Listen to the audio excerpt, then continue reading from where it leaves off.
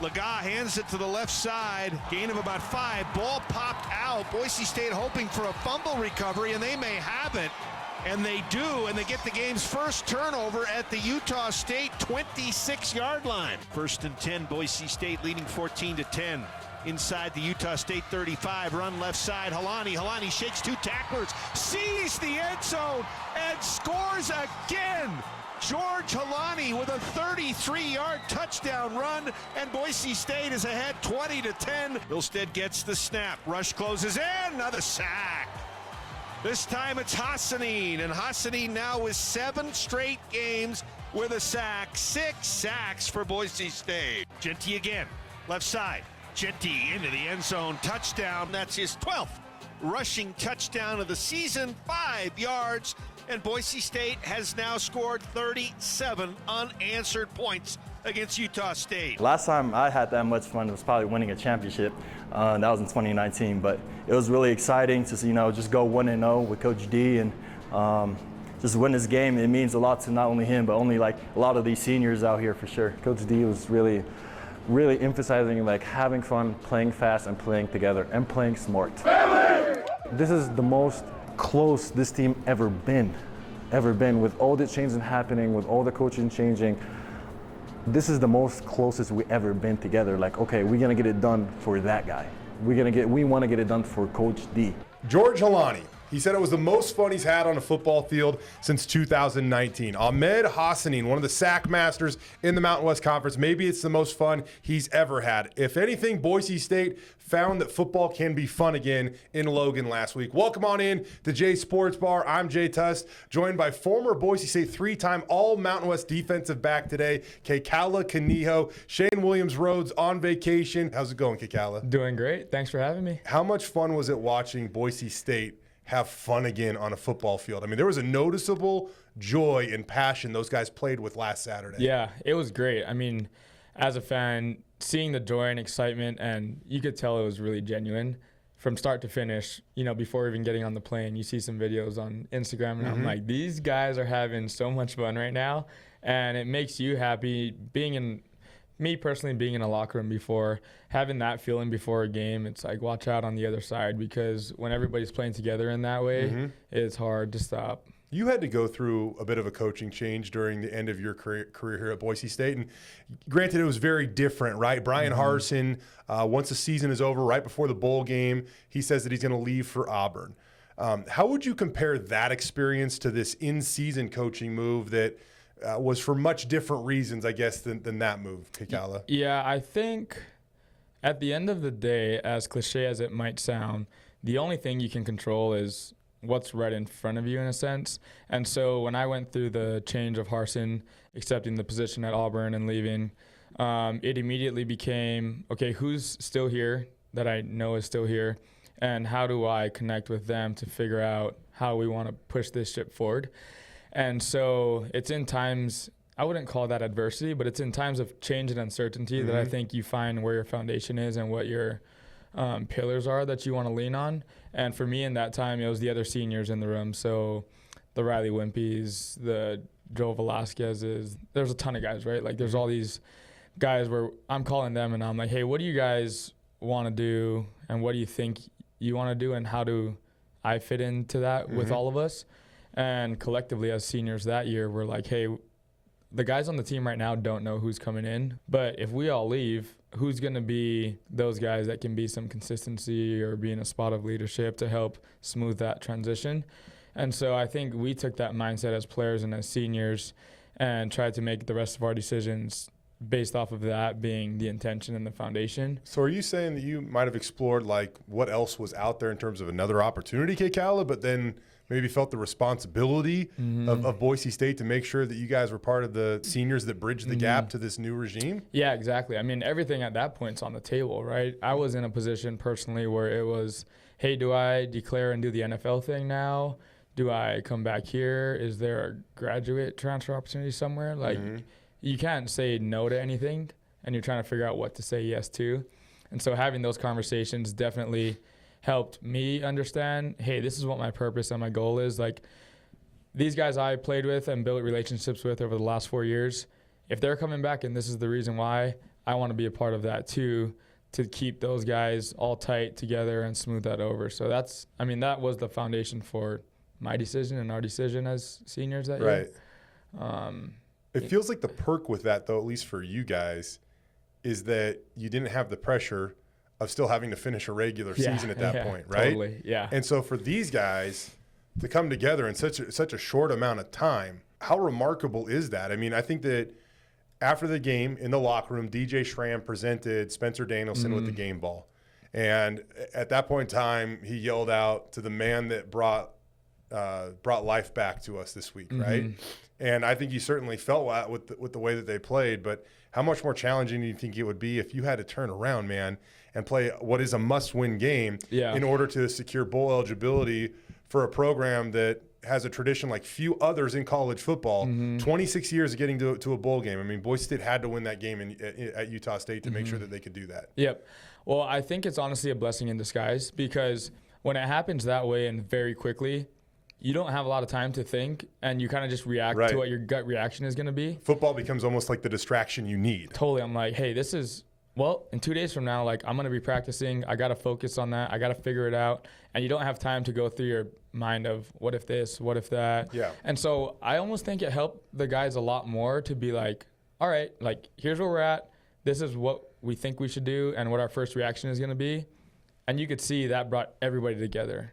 And I think that's a testament to the Boise State culture and the brotherhood and the way that we've done things here that's been passed on time and time again from tradition and people that came before us, where it's when we're down and out or our backs against the wall, which there's no greater test than what we just kind of went through. Like, here's what our foundation is, and here's who we have. It's each other.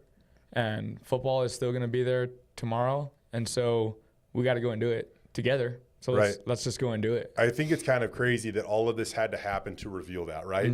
I'm right there with you. Like, all this had to happen for the guys to look around and go, you know what? Yep. This is about us, and we got to get this done, and we can be together, and we can do this. And Ahmed Hassanein, who said this after the game, at this point in time, despite everything they've been through, despite a 6-5 record, which if you're going off Boise State standards, that's well below the standard, it is the closest the team has ever been. Yep. And now they get this chance to not only salvage the season, but in all honesty, make it the best since early in your playing days in 2017. I'll explain. 2017 was the last time Boise State won a Mountain West Conference championship and went on to win a bowl game. The 2019 season, super successful, over 10 wins, win a Mountain West title, but that was a tough day in Vegas against the Washington Huskies and Chris Peterson, right? So in 2017, if you go back, you win the Mountain West title, you win a bowl game again, and everything feels great. That was a really impressive bowl performance too. That wasn't your only touchdown, but it was your first touchdown in that game, right? Yep. Oh, that was my second touchdown. Second touchdown? Yeah. I had the scoop and score versus San Diego State Scoop and score against San Diego State. Okay. But that one was fun. That one was probably like the cherry on top for that year. Well, and it was against Justin Herbert, right? Yeah. I mean, that's pretty cool. That was great. Yeah, right? Yeah. So they still have a chance to do this, though. They can get to 9 wins, man. Like, everything is still in front of them. And right now, all of a sudden, this kind of feels like a team of destiny, in my opinion. Yeah. When you look back, and, I was telling you this before when we were trying to figure out what was needing to be fixed to get just over that hump of losing by 1 point, losing by three points. I told you, I'm like, when these guys look back in 5 years from now, 10 years from now, or just next year, and they say, look, we looked adversity in the face and we didn't quit. We kept going. We figured out a way to do it. We kept putting one foot in front of the other. Like, that's going to be a bigger lesson that they learn than maybe a undefeated 12-win season. I mean, both of them are hard, right? But I think in times of true adversity, your character really comes out and grows even more. Yeah. And so, like, to your point, the way that this thing could shake out, if these guys keep doing everything they've been doing, putting one foot in front of the other, chipping away at it, like, at the end of the season, whatever the outcome is, they're going to look back and be like, hey, because we stuck to it, because we didn't quit, because we all came together, because we put all of these things in place and prioritized our life the right way, this is what still could happen at the end of a crazy year for us. And you take that and something comes up in your life 3 years from now. Well, the only thing you remember, or the last thing that you did that was similar to that was this season. Right. And that's why I think football is such a great foundation for life and building character and building a lot of these values that at the end of the day, you're going to take and use in your life for the next 40, 50, or 60 years after you finish your time here at Boise State. This is one of those things where you bring up, it might sound cliche. This next thing's going to sound cliche, but it will all eventually come back around to pay off in life, right? Like if you're not going to do it, once you get out there and you're trying to become a young commercial, real estate person, or you're starting to try to maybe push your own brand of golf apparel, if you're not going to do it, who's going to do it? Right. And if everybody develops that mentality, like, okay, I'm going to do it, and you got 11 dudes on the field at one given time that all have that same push, that same drive, well, we saw what it can add up to, and that's a 45-10 beat down over Utah State, and what at that point in time was the most important game of the season. Totally. Yeah, I mean, you just got to keep taking action, right? Like, adjust your focus and do the work and do the action. If you just talk about it or think about it or put it on a board but don't do anything, like, you don't go anywhere. And if you don't make the action, you're not going to learn or be successful. Either way, you're not going to fail. You're going to learn something from it. Yeah. So, like, just go and do it. Like, what are you scared for? I just feel like Kekaula, I've sat through every single press conference this year. I've sat through almost every single player interview this year. And my big takeaway from this last week or so is that, man, if you want to talk about things that help spark a successful football team, love and passion are absolutely a part of the equation. I also felt like this last week, it became an action. And I feel like for a lot of this season prior to this, again, my opinion, we heard about the standard. We heard about the brotherhood. We heard about all these things that have made Boise State football great. But I don't feel like there was a consistent enough action. And we heard inconsistent the entire season with the performance of the team. And all of a sudden, that again, I felt like it all became an action last Saturday in Logan. And passion and love were certainly part of the equation. And the post-game celebration on that football field, it was great. Was probably the coolest thing I've seen in my time at Boise State, covering Boise State. It was certainly the most unique. I mean, we're talking about Game 11 in Logan, Utah, and all of a sudden you have multiple Gatorade baths for the head coach. The head coach is giving an interview on national television, and all of a sudden the entire team, and I mean the entire team, swarms Spencer Danielson. What is Spencer Danielson's role in all of this, Kekaula, in your opinion? The Spencer Danielson you get on a game day on Saturday is the same Spencer Danielson you're going to get on Monday, Tuesday, Wednesday, Thursday, Friday, Saturday. Like, that's him, and he's so genuine and so sincere.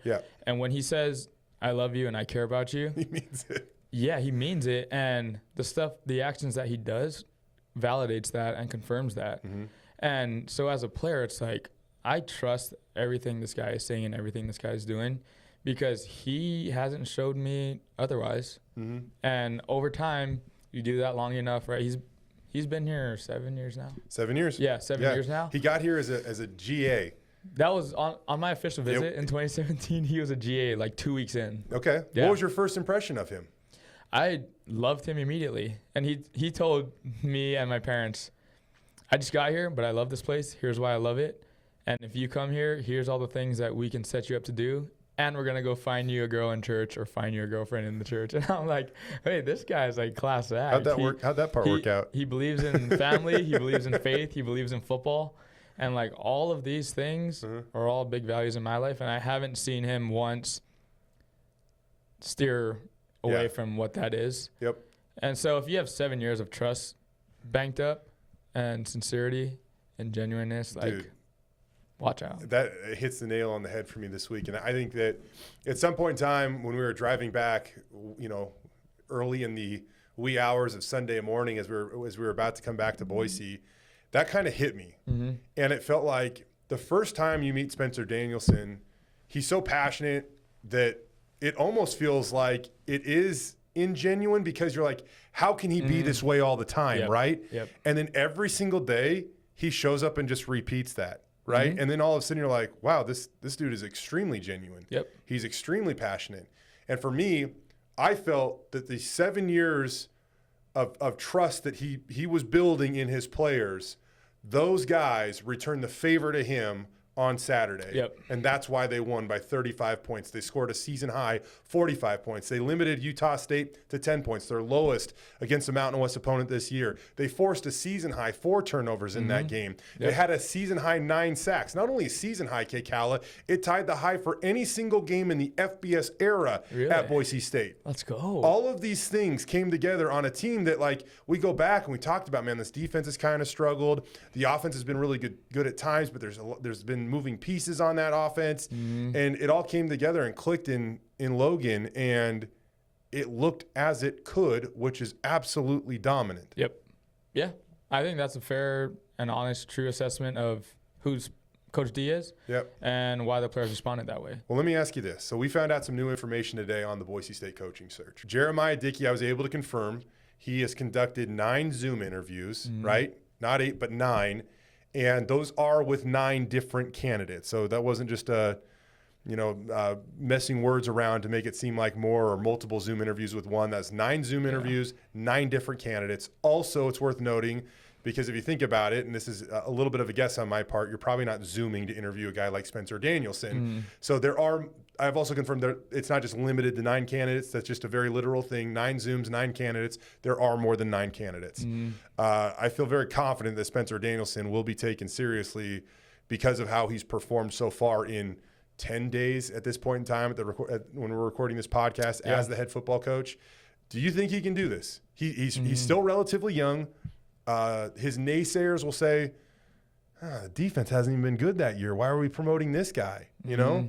Do you think he can be a head football coach at Boise State right now? I think he could. Why? I mean, he just did it last week. He did it last week. But what's the saying? You are a business guy, right? You are breaking into commercial real estate. You're not supposed to make decisions off of emotion. And right now, man, we are living off emotion that's right. when we talk about the Boise State football program. Yep. Well, you look at the track record, like everything we just talked about. Okay, who's Coach Danielson been last week? Who's he been the week before?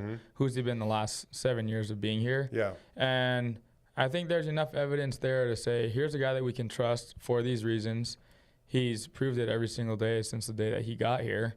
There's no place else he'd rather be than right here. Right. And more so than anything, I mean, seeing the way the players respond, and I know you can't make the decision based on what the players want. Yeah. Because if the players made all the decisions, there wouldn't be an AD. Right. I still do think, I will say, I do think in this whole thing, whether it be, coaching change, coaching hire, whatever, I don't think it's not like deaf ears to what the players think. Like, I do think that there is a certain degree where you're not listening to all 105, but there is a way to figure out, a little bit of, hey, what do you guys think?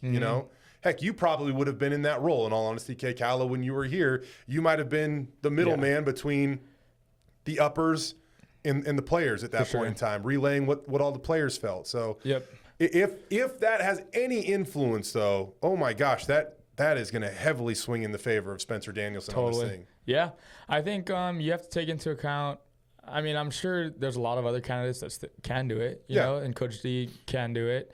So you got to factor in a lot of different things about each of those guys and each of those scenarios and each of their strengths and each of their weaknesses. Like Coach D's weaknesses or inexperiences in certain areas are going to be different than probably all other 9 or 10 or 15 candidates. Maybe. And I know in the past, Jeremiah Dickey, the athletic director of Boise State, said, hey, we're going to launch a nationwide search for this position, and then we're going to whittle it down. And one more note that Boise State revealed today is that they're going to start to conduct interviews with the finalists as soon as this week, which, man, it's Thanksgiving week. It's going to be a tight week right here. When it comes to Spencer Danielson's chances to get this thing, I wonder when he starts to interview. I wonder when he gets to pay attention to this, because knowing him right now, all he's going to want to do is try to win football games and take care of his players, right? Totally. Like, he's such that type of guy that I don't think he would want to try to worry about interviewing for this job right now as they're trying to get ready to be Air Force. I think he's more concerned about, man, are my players going to feel loved on Thanksgiving? I want to make sure, and a lot of them aren't going to be with their families. I want to make sure that they feel loved, right?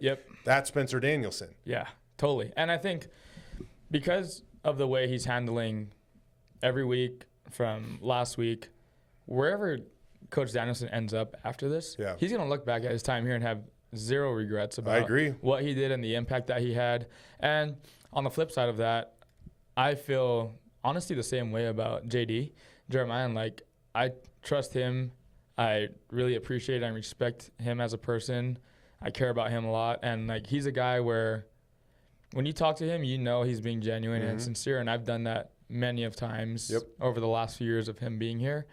And so I know that he's going to make the right decision, and I trust whatever that decision is, because similar to Coach D, it's like this guy, every time I see him, shows up this exact same way. Yes. And gives you a big hug every time. Like, that's love and that's care. And like, hey, how are you doing? Like, how are you doing? When it's not like, it's not passing hey, by. How are you doing? Like, it's like, how are you doing? Like, let's talk, let's connect. Yeah.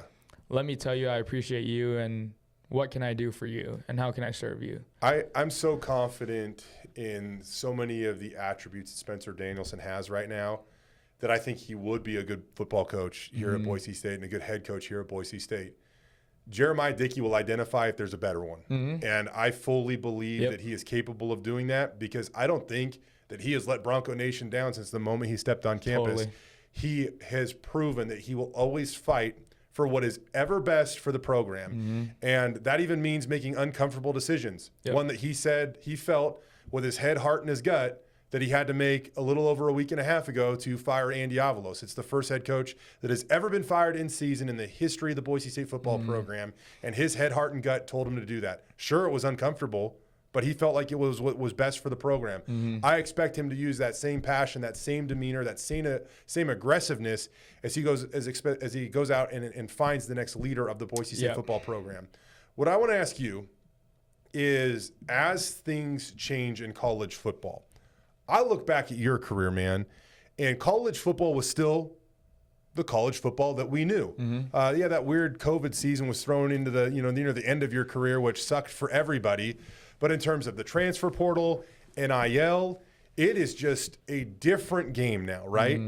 So as you look at today's game, the guidelines, the rules of today's game, what do you think is the most important quality, or maybe are the most important qualities of a head coach?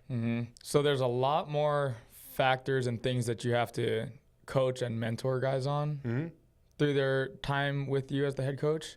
Because you're not only, like when I showed up, it was, hey, we're going to help you be a great student. We're going to help you be a great football player, and then in turn become a great person in this community. Now you have to add in, hey, we're going to help you hopefully make great sound decisions with your finances, with your personal business life, with your branding, with whatever's best for, you as a player, you as a person, our team. So long gone are the days, I feel, of you recruit a guy in and you've got him there, for 3, 4, 5 years, like 6 years. you recruit guys in, and it's like that recruiting doesn't stop. It doesn't. And so you've got to be the same guy you told that player in high school that you're going to do for him, his family, for the program. Like, if you don't do that at some point in that career, like, there's a lot of different options and ways for guys to go. And so that's where I think the consistency and the genuineness of the head coach and like doing all the things that you said you were going to do and continuing to grow in those and give guys opportunities, I feel, outside of name, image, and likeness and paying guys, because that can be a great tool and a great foundation for guys to take whatever's next in life. But how do you help them create and build something with that? If you give a guy money, how do you help him make sound decisions and create the next opportunity using that? Because a lot of guys don't have the opportunity to get that amount of money, maybe even in their first 3, 4, 5 years out of football. Some of these guys maybe never again in life. That's right. I mean, so talk about a great chance to really mentor guys on what that might look like and be somebody that they can trust and lean on. And coach, this is really hard. Like, I don't know what to do. What should I do? Okay. So more so than anything. I kind of tried to set you up here a little bit, because kind of my point of this is you just talk for 2 minutes about what you feel like could make a good head coach. And I know this eventually really matters. I do. But you didn't talk about X's and O's. You didn't talk about knowing how to dial up a blitz, or whatever. you talked about how to create relationships and be genuine, right? Yep. And I just feel like those are such important qualities of a head coach these days. Totally. Way back when, a million years ago, when I was going through some of the recruiting process for baseball, I remember I went to one school and they were so nice to me, and they give you the apparel under the table, and you're just feeling good about things. You're like, oh man, these guys love me. And we get in the car and I'm feeling good about it. My dad looks over at me and goes, hey, just by the way, I'm going to let you know that you're never going to be treated better than you are on your recruiting trip. Yeah. Right? Yep. And the next school we go to was another coach that was kind of more of a stern guy, you know, had a real strict schedule with the players. You wake up at 6, you lift at 6, we're all here. And I remember kind of walking away, I'm like, man, that's a little too strict for me. You know, I remember thinking that. And now as I got through college and I look back, right, I went the friendly route, and I regret going the friendly route, because once I got on campus, I saw the best version of them before I stepped on campus. The other coach, he almost showed you the worst version of himself. And if you were willing to live with that, then he was going to make you a great player. If you could live with the worst version of him, which, again, was more just, you're going to be here at 6 to lift. You're not going to just do it whenever you want. And I take that with me to this day in terms of the decisions that I make. I'm like, you don't always take the easy route or the obvious route. And either way, I think that those things are important. So if you're never going to be treated nicer than you are on your recruiting trip, well, with the transfer portal these days, every single day is a recruiting trip. That's right. So it's important to have that person every single day. And I don't know about the other candidates yet. I know about Spencer Danielson. I think he checks that box. Whatever guy takes over permanently in that seat, I think that's a very important box that he has to check. Being very consistent every day. That doesn't mean that you can't have tough love, but if you exhibit tough love, you better make sure it's coming from a place where it seems genuine, because you want the best for that player, right? Yeah. Because if it comes off as you're just mean all the time. Totally. Yeah. Hey, can I get in the portal and go wherever besides this place? Yep. I think it's like when you recruit these student athletes and young men out of high school, more so now than ever, it's really important to help them, or you as the coach, identify what their vision is and what their goals are in all of these different areas of life. Figure out how far they want to go in football and why they want to do it. Figure out what they want to do or think they want to do in work or their career after football. Figure out what their goals and their vision are for their family, whether it's the one that they've come from or the one that they want to create. Figure that out. Figure out what their academic goals are. Figure out what their social circle and those goals are. Because if I can figure out this is where this guy's vision is, how do I add value to that as a coach? And if I can show him what the process is and help the player and the family and everybody know exactly why we're doing this. When you show up at 6 a.m., I'm going to say, hey, show up at 6 a.m. Well, as a player, you're not going to blatantly say, well, why? But as a coach, you need to let these players and these kids know, hey, here's why. This is going to align with your vision for who you want to become, which we talked about and agreed to when you showed up here. Yeah, that vision might change, but if I can trust you and you can trust me enough to share what that is, and I'm going to help bring the best out of you and add value to all these different areas of your life. If I was making the decision as a high school kid, I want to know that, hey, if I come here, these are all the different ways and the things that I do every single day in the football facility and in school. I know why I'm doing it, and it's to add value and help me grow into this vision that I said, here's who I want to be and here's why I want to be that person. And like outside of throwing money at kids, like really that's the whole reason you come to college, is to have the time to grow and mature into that and have the right people around you. And that's going to take you a lot further in your life than it is some NIL money or having the opportunity to transfer to a lot of different areas. And so I think it's just getting on the same page as the head coach for what each of my guys' visions are and how do I bring in the right guys on the coaching staff that can cultivate and pour into that vision. And those guys are going to be the X's and O's guys, but I'll make sure that we're hitting all these targets in all these different areas.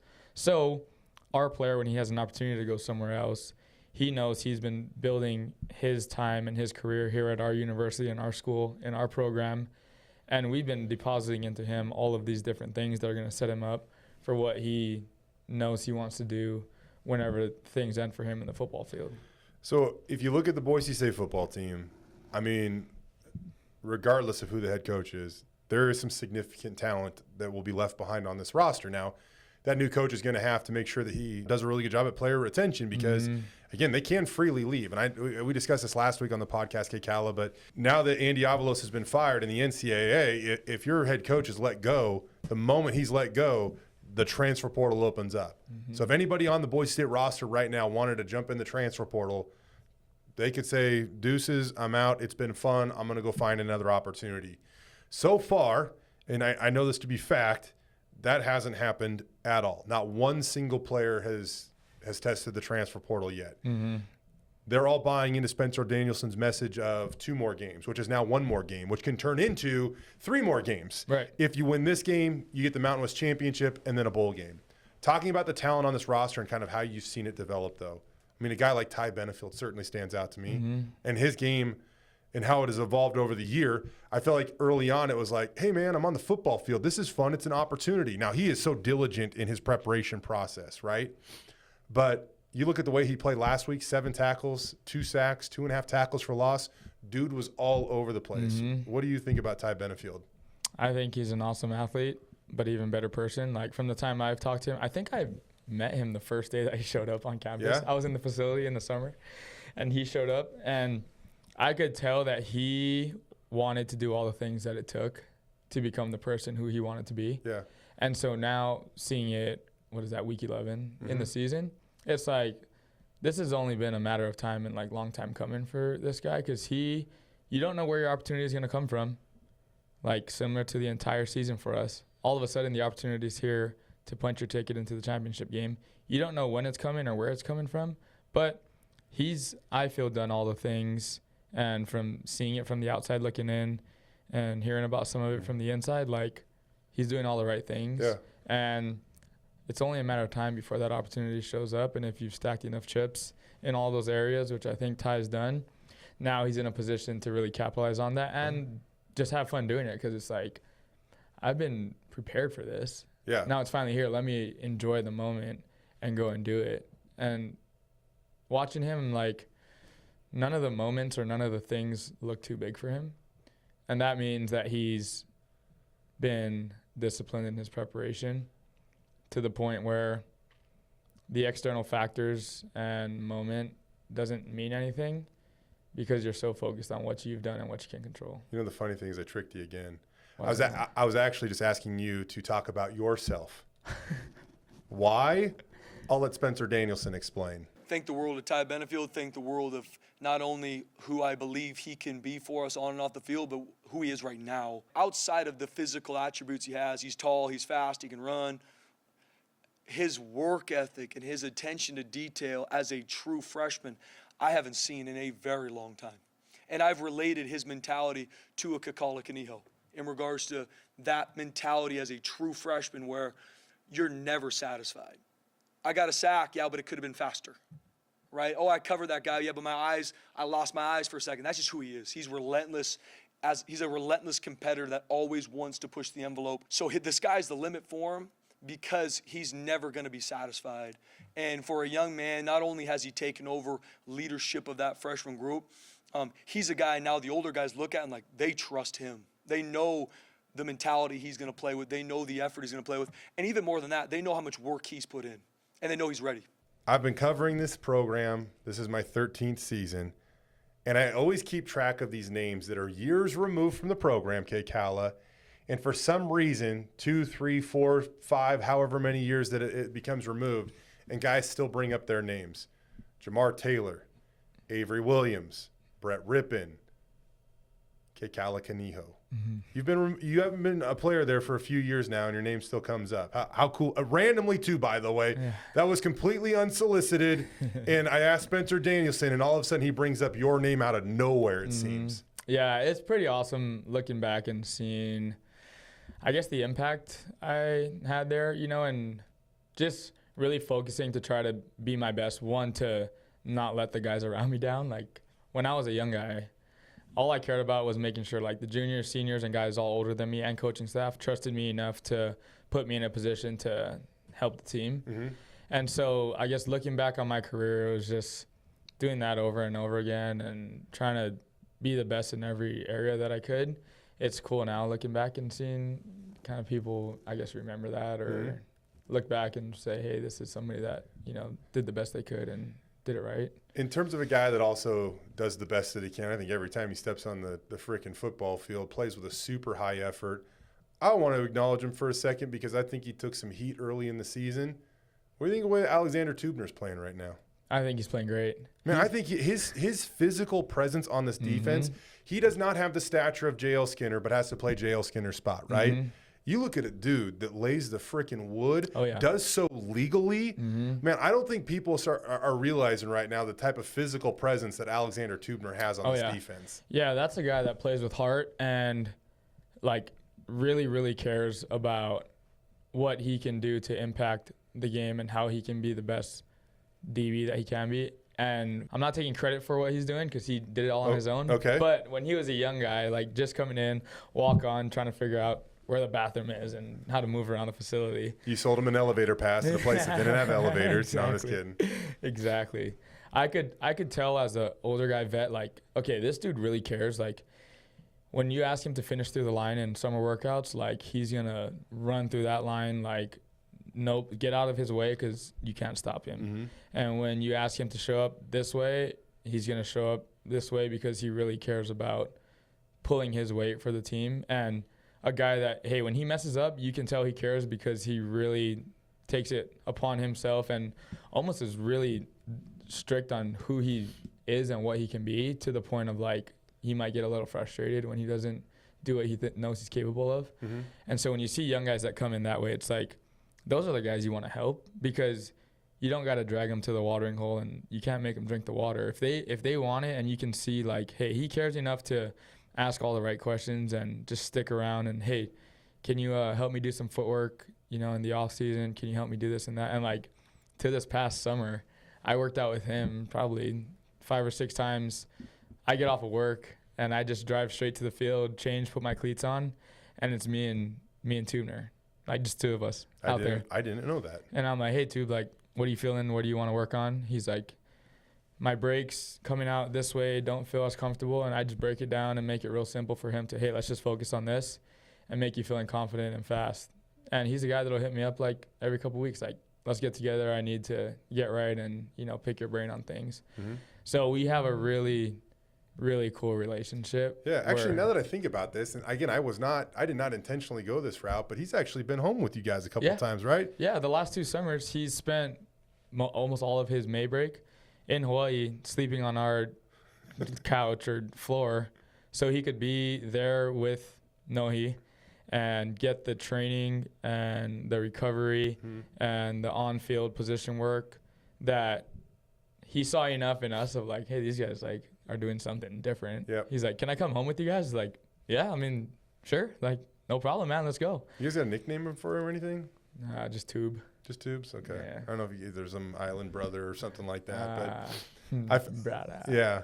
How about this? How about a player during your playing days that almost seemed a little crazy with how much he would be willing to do to have his brother's back? Like the guy that if you're going through a dark alley or down a dark alley, he's like, no, I'm right behind you, Kekaula. The guy that it's like, oh, man, I got a flat tire. All right, I'll drive and pick you up. Who was that guy during your time at Boise State that just kind of like always showed he'd be willing to do anything to try to help you or your, not just you, but anyone on the team, out with whatever they needed?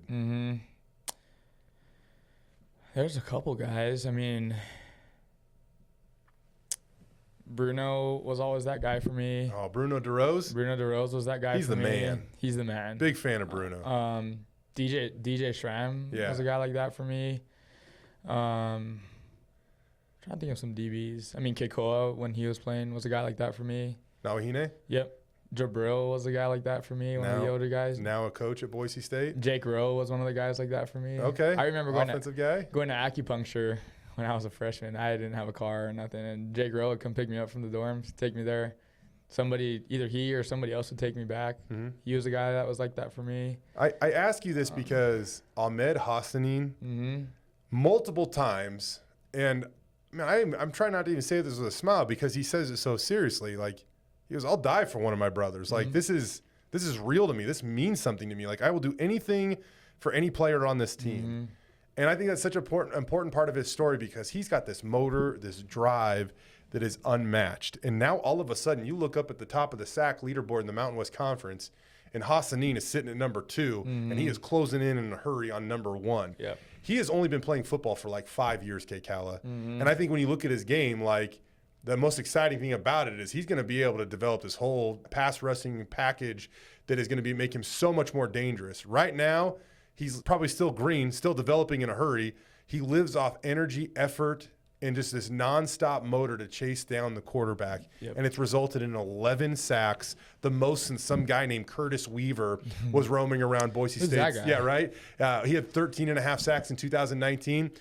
Ahmed has 11 at the moment, the most since Curtis Weaver was running down the quarterback here at Boise State. How impressive has Ahmed been and the player that he has turned into? Yeah, I think well, another guy I have to say it, Avery Williams was another guy like that for me. I think Avery Williams, like, we just assume that at this point, right? And there's like a few other guys that I missed. So if you guys see this and you're like, why didn't you say me? Like, you were there.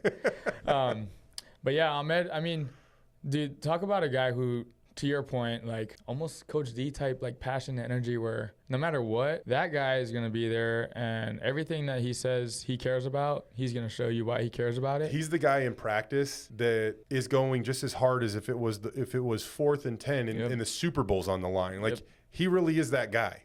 Yeah. I mean, when you don't turn it off, you have no other choice but to do that day in and day out. And I really like the violence that he plays with.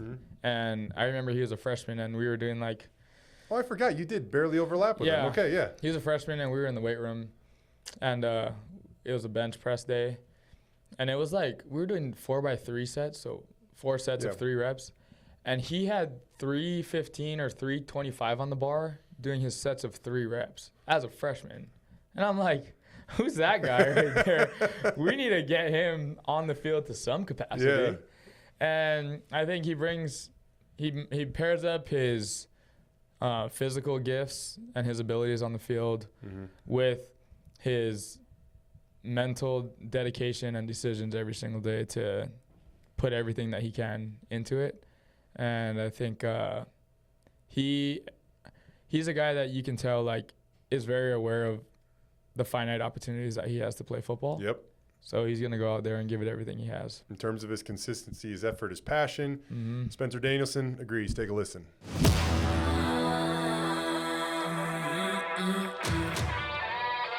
So proud of Ahmed. You talk about a guy that just tirelessly works, loves this program. When I talk about guys that want to finish strong, he's the guy that will call me. Motivated on focus. Came a long way from the lowest. Check in with me like, whatever you need, we're finishing this thing. That's who he is. Dampier back to pass.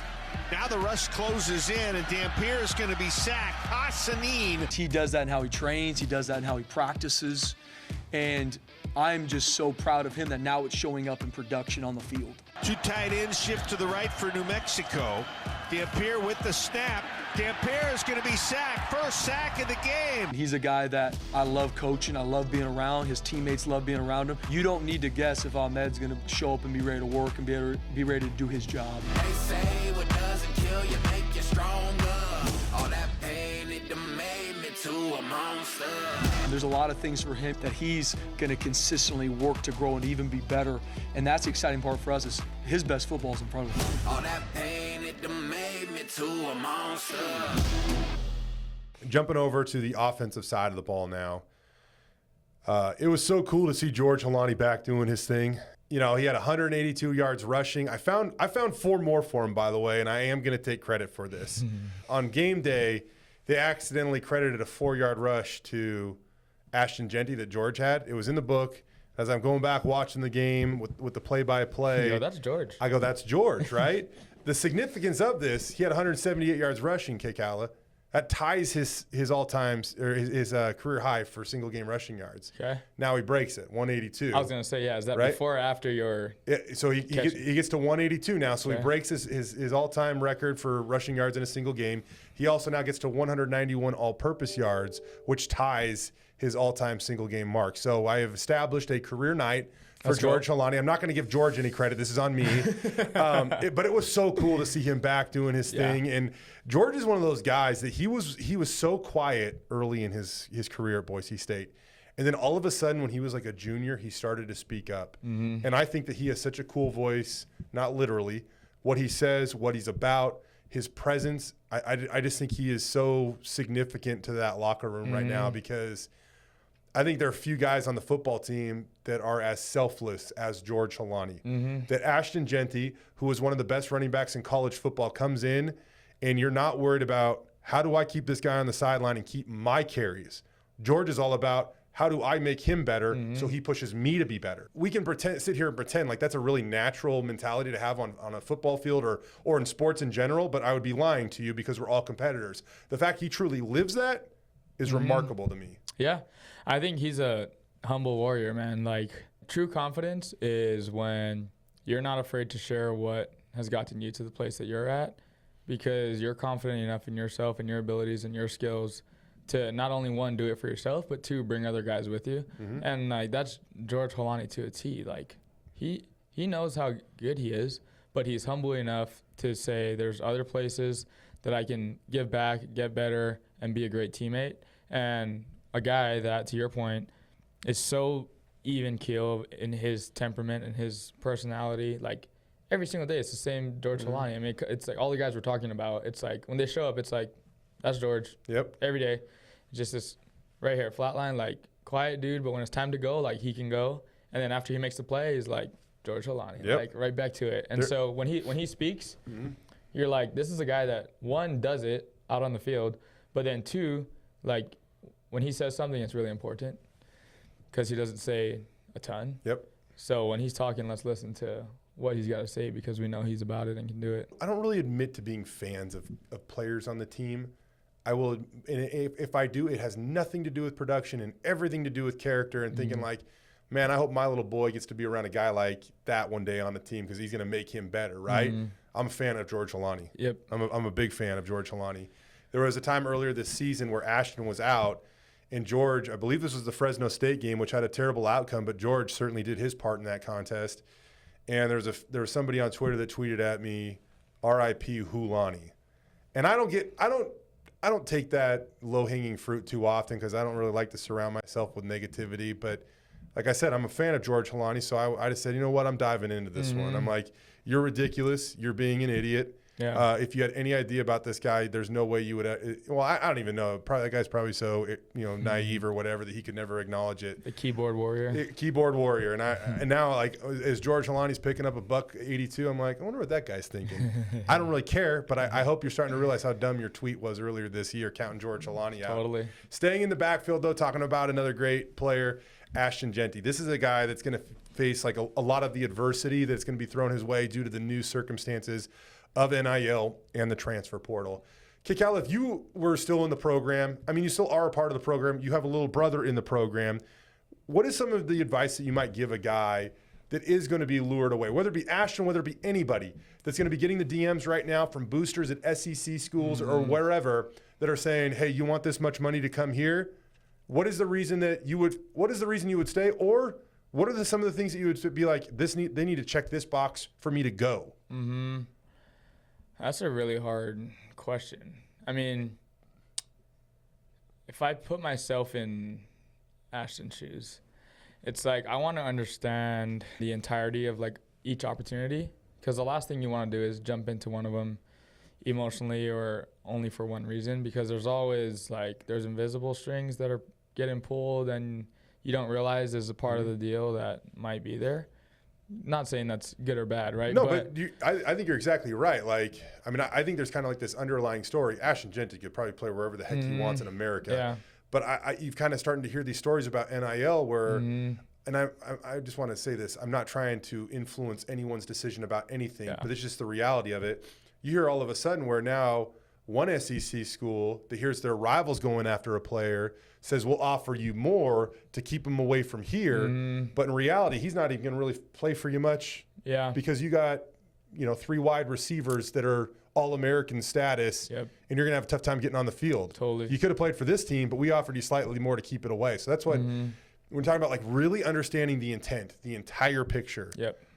I hope the process is vetted before anyone makes a decision like that and just doesn't see a dollar figure. Totally. I think you got to understand and educate yourself on as much as you can. And honestly, I'd be like, bro, Ashton, like whatever's best for you and what's next for you and what you need to reach all of your goals and your vision that you have for yourself and your family and all these things, like I'm going to support you either way because you're my brother and I trust you and like I want the best for you. I'm not gonna backlash you for doing something that maybe I don't selfishly want. Like I want you to be here and we all want you to be here for all of these reasons. But like if there's something that's better for you and your family and you feel in your heart that that's where you're called to and where you need to be at and what you need to do to take that next step in your journey, I'm like, dude, call me whenever you need help with anything. That's the only thing you can do. I mean, the cool thing about Ashton, I'm like 1,000% confident that he's that type of person. He's that mature, that all of this stuff going around on the outside of people speculating and wondering, like I am so confident that Ashton Genty is going to just go off and make the right decision for him and his family. And maybe there are people that love the decision. Maybe there aren't. I don't know. I don't know what the decision is going to be. Yeah. But I'm so confident in him to follow that process out and totally. And he deserves whatever. Yeah. He deserves whatever. If he can sleep at the end of the day knowing that he thought everything through and is confident in his decision, like, dude, good. Go do it, He'll be great anywhere. He will be great anywhere. And I think one thing that this all of a sudden creates is like when I was a kid, right? Ken Griffey Jr. was my favorite player. Do you even know who Ken Griffey Jr. was? Yeah, baseball player. Okay, just making sure because I'm dating myself right now. But you would go to a game to simply watch him take 4 at-bats, and it was the best night of your life because you got to see the kid play.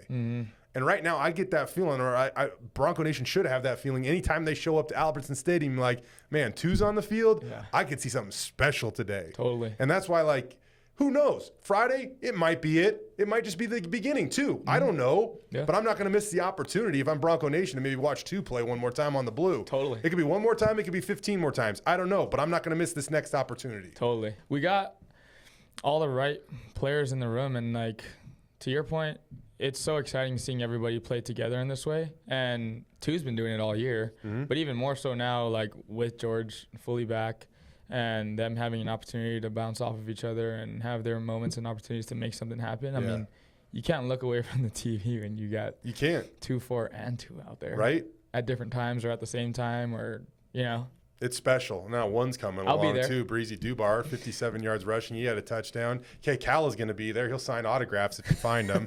For free.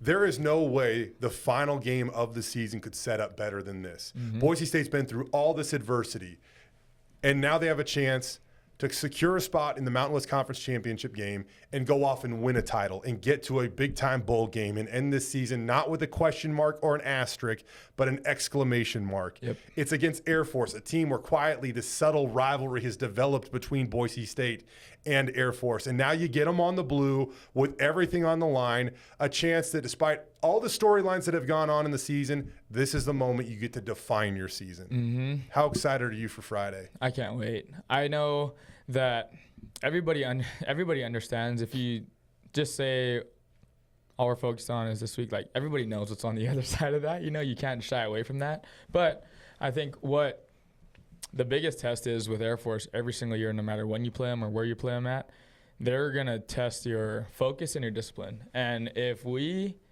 I know we can do it. So now it's just the guys going out there and really buying into that, weathering the storm. Early on, it might happen quickly on defense because those guys are really good at what they do. Yep. But I think that we are capable, prepared, or in the perfect mental headspace and physical readiness to go out there and, again, put on a show and really put an exclamation mark on what this year has been. So this is what is on the line. This is what needs to happen. Boise State has a chance to really control their destiny. If they lose, this thing's over because Air Force is going to clinch a spot in the Mountain West Conference Championship game. probably against UNLV. If Boise State wins and UNLV beats San Jose State, then unless there is some crazy thing that happens, actually, no, that would be the scenario where it would be Boise State and UNLV likely playing in Las Vegas, unless for some reason they can't secure Allegiant Stadium. I've confirmed they definitely have every intent of doing so, but you do have the Pac-12 title game at 6 o'clock on Friday. The Raiders play at 2:25 on Sunday. The Mountain West Conference Championship would have to kick off in between that. That is a lot, even for a venue that is prepared to handle a lot, right? That's why they built it. Exactly. But that would be the only reason why it potentially could be in Boise, and it's just this weird little loophole. Now, if UNLV loses to San Jose State and Boise State wins, it creates this three-way tiebreaker between San Jose State, UNLV, and Boise State. Now we go to the computer rankings. UNLV it's impossible. It really is for them to drop far enough to not be a part of the equation and to not really host. So if it comes down to computer rankings, UNLV is going to be in. If that happens, then it becomes a close race between Boise State and San Jose State. Right now, Boise State, the composite computer rankings, Boise State has about a 7-spot advantage on San Jose State.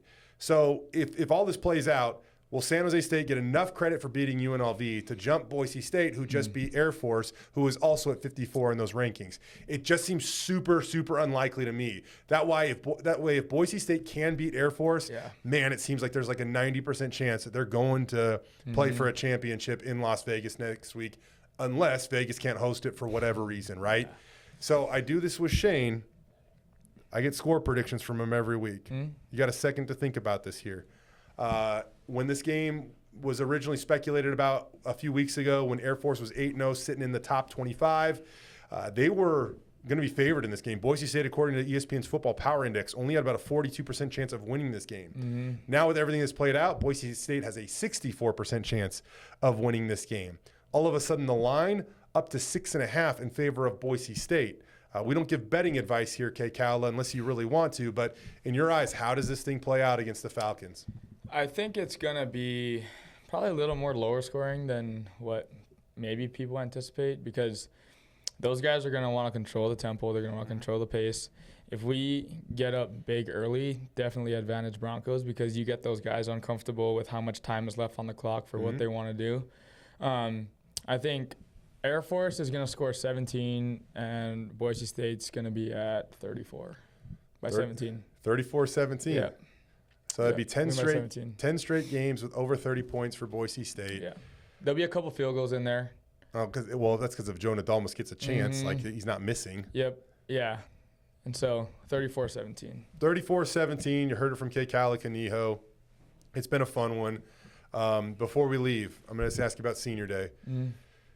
What's the final one like on the blue? DJ Schramm's going to go through it. Riley Smith's going to go through it. There are a number of guys that have the decision of whether or not they want to come back, but 18 total seniors are going to walk on Senior Day on Friday. What's the final one like on the blue? Yeah. And if you go back, is there anything you would change about the way you just tried to soak in your final game on the blue? Nope. I just got the chills, though, while you're saying that, because – and I'm still getting the chills now. Because that place there's no place like it in the world where you get to do that at home in front of Bronco Nation with the South End Zone, with the blue field, and really feel the intensity and the Boise State and the light show now and all of these things. Like, the reason you come here is to run out on the field and get that experience and live in that moment. And doing it from start to finish as a senior, you're like, hey, here's my exclamation mark on what my time has been here in this program and at this university. And so, I mean, my advice would be just every single play and every single moment, and when you run it on the field, don't be afraid to really look around and like step back from the front line of what you're about to go and do, and just look around and appreciate and enjoy what that place has been for you, and that foundation and the rock and pillar for your career here has been. Because you're not going to do it again with the same guys. And when you're done like me in a couple of years, you're like, that locker room was the best of times, you know? The wins and losses are great, but like being able to go into the locker room after a hard workout, after a day in the summer where you guys are the only guys here, after a long day of practice in the season and week 8, 9, or 10, like the guys that you sit down and laugh with and cry with and lean on when you need something and help lift up when they need something, like you're not going to get those moments and those guys again. And so just be in the moment, man, and feel every single bit of it. Like try to slow it down as much as you can and live in it and be in it. I still got my gloves that I wore that night saved. And like I'll keep those forever. Have those hung up in my jersey and all that stuff. You're one of the best, Kekaula. We appreciate you joining us on Jay Sports Bar. We've certainly enjoyed it. We hope that you listening or watching have as well. 2 o'clock kickoff, Air Force on the Blue this Friday. Everything on the line. Bronco Roundup game day. The pregame show is going to start at 1 o'clock live from the Blue. Thanks again for filling in, bud. Yeah, thanks for having me, and let's show up on Friday and be out there for our seniors and the guys. Happy Thanksgiving to all of you that, again, listening or watching. And I'm gonna wrap it up like this. Here are some of the guys on looking forward to playing Air Force on the Blue this Friday. Thanks for watching Jay's Sports Bar, serving the Idaho sports community. I'm so excited. It's going to be a great game. I mean, we just got to do our assignments, play ball, and play fast. Like Coach D said, play fast, play smart, play together. And if we do our assignments, I feel like we'll come out victorious, but we just got to see what happens. It's going to be a great atmosphere on Friday afternoon, and we're excited to have Bronco Nation out in full force to pack Albertson Stadium out, and they're going to be really loud for us, and it's going to be an awesome environment. I couldn't ask for or imagine a better last game on the Blue with my brothers than that.